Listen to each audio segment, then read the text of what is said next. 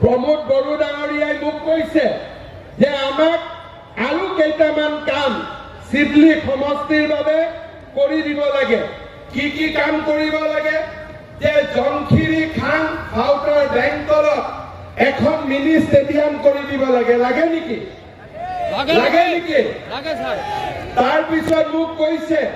যে বেংকল কলেজত এটা সায়েন্স স্ট্ৰীম দিব লাগে আৰু বাসুগাঁও কলেজত এটা কমাৰ্চ স্ট্ৰীম দিব লাগে লাগে নেকি লাগে তাৰ পিছত কৈছে আই নদী নিজলা ৰিভাৰ হুৰ ৰিভাৰ লাখাৰ নদী নাঙল ৰিভাৰ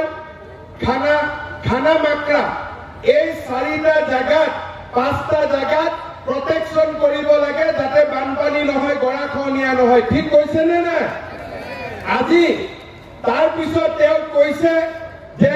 ৰাংগী জৰাৰ পৰা দেউচাৰী ভায়া আমগুৰি ঔগুৰি বৰপথাৰ থুকৰাজাৰ এটা ধুনীয়া আসাম মালা ৰাস্তা বনাব লাগে যাতে ভূটানটো আমি লগে লগে পাওঁ ঠিকে কৈছে নে নাই ঠিকে কৈছে নে নাই কোৱা ভুল হলে ঠিক কৰি দিব ঠিকে কৈছে তাৰ পিছত মোক কৈছে যে হাতীচাৰত এখন হাই স্কুল বনাই দিব লাগে তাৰ পিছত মোক কৈছে চম্পা নদীৰ ওপৰত বাসুগাঁও আৰু কালীপুখুৰীৰ মাজত এখন দলং বনাই দিব লাগে ঠিকে কৈছে নে নাই যদি ঠিক কৈছে হাত চাপৰি মাৰক আকৌ দুই চাৰিটা ঠিক আছে তাৰ পিছত মোক আৰু এটা কথা তেখেতে কৈছে যে 1986 চনত যেতিয়া আমাৰ আদিবাসী সংঘৰ্ষ হৈছিল যিসকলে টকা পাইছিল কম টকা পাইছিল আকৌ এবাৰ ক্ষতিপূৰণ দিব লাগে এই কথাও মোক প্ৰমোদ বড়ো ডাঙৰীয়াই কৈছে লগত আৰু এটা কৈছে যে আমাৰ চাহ বাগিচা আদিবাসী বা গুৰ্খা লোকসকলে যেনেকে বসুন্ধৰাত আবেদন কৰিলে বুজমুটাৰীত আবেদন কৰিলে তিনিটা প্ৰজন্মৰ চাৰ্টিফিকেট দিব নালাগে তেনেকে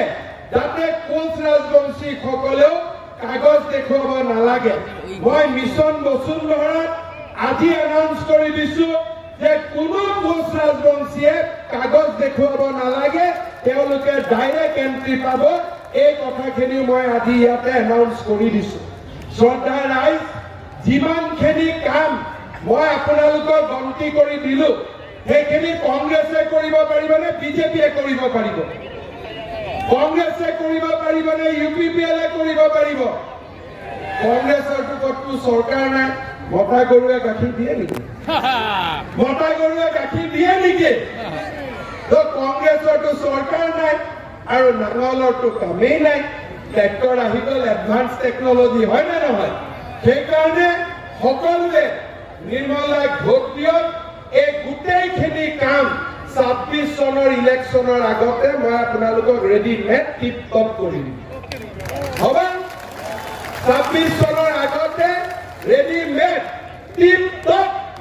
আপোনালোকৰ কাম হৈ গ'ল এতিয়া সকলোৰে মনত প্ৰশ্ন হ'ব যে কেইদিনমান আগতে এটা ইলেকশ্যন হৈ গ'ল আকৌ কিমান ইলেকশ্যন আহি থাকিব হয়নে কেইদিনমান আগতে লোকসভাত আমি ভোট দিলো এতিয়া আকৌ ইলেকশ্যন আহিলে এই ইলেকশ্যনটো কিয় আহিলে কাৰণ আমি লোকসভাত সিডলি এমএলএ জয়ন্ত বসুমতাৰীক আমি এমপি কৰি দিল্লীলৈকে পঠাই দিলো নে নাই দিল্লীলৈকে পঠাই দিলে নে কোনে কোনে জয়ন্ত বসুমতাৰীক ভোট দিছিলে হাত ডাঙৰ আকৌ 100% দিছো বাপৰে ওকে আৰু কোনে কোনে দিছিলে একবাৰ হাত ডাঙৰ কোনে কোনে জয়ন্ত বসুমতাৰীক ভোট দিছিলে ট্ৰেক্টৰ চিনত কোনে কোনে ভোট দিছিলে এতিয়া আপোনালোকে ট্ৰেক্টৰত ভোট দিলে জয়ন্ত বসুমতাৰী জিকি গ'ল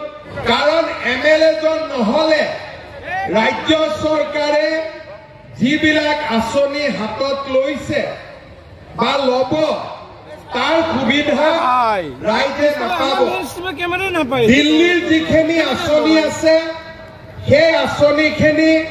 জয়ন্ত বসুমতাৰী আপোনালোকক আনি দিব দিছপুৰৰ যিখিনি আঁচনি আছে সেইখিনি আপোনালোকক আমাৰ নতুনকৈ আমি আমাৰ যিখিনি দিছপুৰৰ পৰা আঁচনি আহিব সেই আঁচনিখিনি আনি দিবৰ বাবে আমাক ইয়াত এজন প্ৰতিনিধি লাগিব আৰু কেনেকুৱা প্ৰতিনিধি আমাক লাগিব যোনে দিছপুৰৰ লগত মিলা মিছা কৰি কাম কৰিব পাৰিব এতিয়া আমাৰ নিৰ্মল ব্ৰহ্ম UPPL দলৰ নেতা আৰু নিৰ্মল ব্ৰহ্মৰ লগত বিজেপিও আছে এজিপিও আছে দিছপুৰতো চৰকাৰ বিজেপি UPPL আৰু এজিপিৰ আছে ইয়াতো যেতিয়া নিৰ্মল ব্ৰহ্ম বিধায়ক হ'ব আমাৰ কাম কাজ হৈ থাকিব কিন্তু আপোনালোকৰ মাজত বহুতে আহিব কব আমাক ভোট দিয়ক ভোটটো দিম কিন্তু চৰকাৰখন সলনি হ'ব নেকি চৰকাৰটো সলনি নহয় দিল্লীতো বিজেপি দিছপুৰতো বিজেপি এজিপি আৰু UPPL যিহেতু চৰকাৰ সলনি নহয় দিল্লীতো বিজেপি দিছপুৰতো বিজেপি UPPL আৰু সিডলিতো বিজেপি UPPL কোকৰাঝাৰতো বিজেপি UPPL তেতিয়াহে আমাৰ কাম হ'ব হয়নে নহয় এতিয়া মই আপোনালোকক এটা সৰু সাধু কথা কওঁ অলপ আগতে মই বঙাইগাঁৱত কৈছো আমাৰ ঘৰত 2-3জন ল'ৰা জন্ম হয় কেতিয়াবা এজন অলপ আবৰা থাকে হয়নে অলপ কেতিয়াবা ঘৰত এজন ল'ৰা বাকি কেতিয়াবা অলপ বুজাত কম হয় কিন্তু মনটো ভাল থাকে বাপেকে তাক ক'লে যে বজাৰলৈ যা এটা গাখীৰ দিয়া গৰু কিনি আনিবি সি বজাৰলৈকে গ'ল বজাৰত গৈ দেখিলে যে হালোৱা গৰুটো অলপ ডাঙৰ স্বাস্থ্যও ভাল সি ভাবিলে যে মই যদি এইটো গৰু কিনি লৈ যাওঁ তাৰটো স্বাস্থ্য ভাল দেখিবও ভাল ই গাখীৰ বেছিকৈ দিব বুলি ঘৰলৈকে ই হালোৱা গৰু এটা কিনি লৈ গ'ল 6 মাহ দানা খুৱাই আছে গাখীৰে নোলায় এদিন সি বাপেকক ক'লে যে বাবা মই ডাঙৰ গৰু কিনি আনিলো বোলে গাখীৰে নোলায় বোলে হয় নেকি বলচোন গৰুটো চাব যাওঁ বাপেকে গৰুটো চাব আহিলে দেখিলে যে এইটো হালোৱা গৰু গাই গৰু নহয় এটা হালোৱা গৰুৱে ক'ৰ পৰা গাখীৰ দিব বোলে বাবা এইটো মোৰ কি ভুল বোলে বাবা হালোৱা গৰুৱে গাখীৰ নিদিয়ে গাই গৰুৱে গাখীৰ দিয়ে এইটো কোন পূৰ্ব বোলে ইয়াকতো মই 6 মাহ দানা খোৱালো ভাল দানা খোৱালো ই নিদিবই নেকি গাখীৰ বোলে ই কেতিয়াও গাখীৰ নিদিয়ে এতিয়া এই কথাটো মই ইয়াত ক'লো কিয় কোনোবাই BPF-ক ভোট দিব কোনোবাই কংগ্ৰেছক ভোট দি ক'ব আমাক অৰুণোদয় লাগে ভোট দি ক'ব আমাক মাটিৰ কাগজ লাগে ভোট দি ক'ব আমাক ৰাস্তা লাগে তেতিয়া MLA কি ক'ব যে বাবা ভোট দিয়াৰ আগতে খবৰ কৰিছিলি নে দিছপুৰত কাৰ চৰকাৰ আছে দিছপুৰত বিজেপিৰ চৰকাৰ আছে মই কেনেকৈ কাম কৰি দিম তাৰ মানে আমাৰ MLA জনে যিমানে দানা নোখোৱা কিয় গাখীৰ দিব নোৱাৰিব কাৰণ